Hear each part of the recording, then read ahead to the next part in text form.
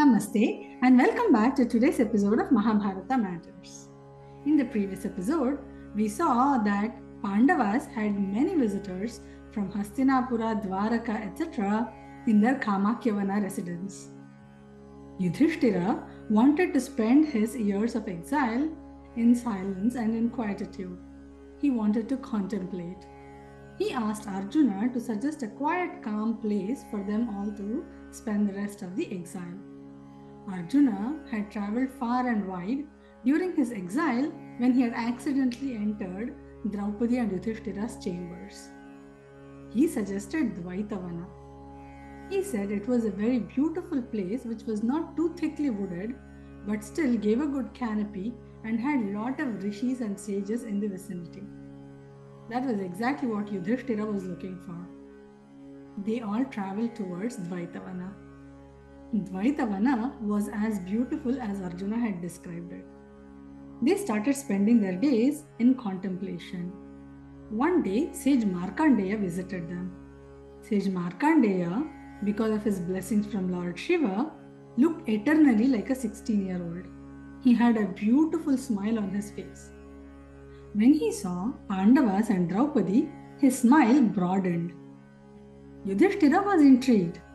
He asked the rishi, "Why did you smile? Whoever sees us either laments about our state or pities us.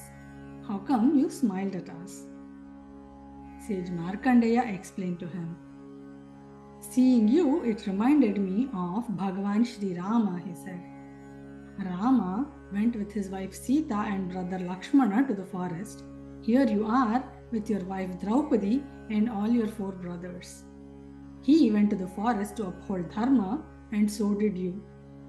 Many a great man from yester-era like Bhagiratha, Harishchandra, etc. had upheld dharma no matter what came their way. Yudhishthira had reminded sage Markandeya about all these great people. He lauded Yudhishthira for the way he had composed and conducted himself to uphold dharma. Yudhishthira had made peace with his situation. But Bhima and Draupadi were a different story altogether. Draupadi cried all the time. Bhima was very restless. He was wringing his hands and clenching his fists all the time in helplessness and despair. Draupadi's unbraided hair was a constant reminder of the fateful day. Arjuna tried his best to calm them both down, but he could not calm them down. Yudhishthira too tried to reason with them, but both of them were inconsolable. Yudhishthira was very repentful. For his fantasy of momentary pleasure on that fateful day, he had gambled away everything and put everyone in so much pain. He thought he should have chosen to break the vow of being obedient. He must have refused to play the gambling game. He should have, he could have. These thoughts were useless now. It was too late to think these thoughts. Bhima and Draupadi both tried their best to budge him into action. They wanted to go on a war right away, but Yudhishthira would not budge. He said when he has given the word that he will go into exile for 12 plus 1 years, he would not break his word.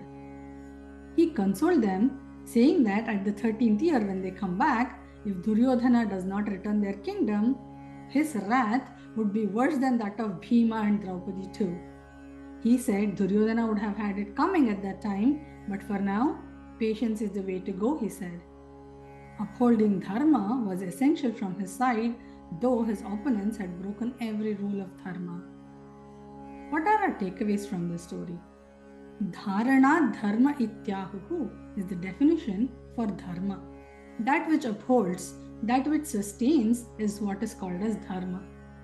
Adharma can never sustain or survive. How do we translate or explain this word dharma? Loosely, many times it's translated as righteousness, religion, or even duties. But then the word dharma cannot be translated into any other language. As the definition said, that which upholds is what is dharma. For example, the dharma of water is to flow.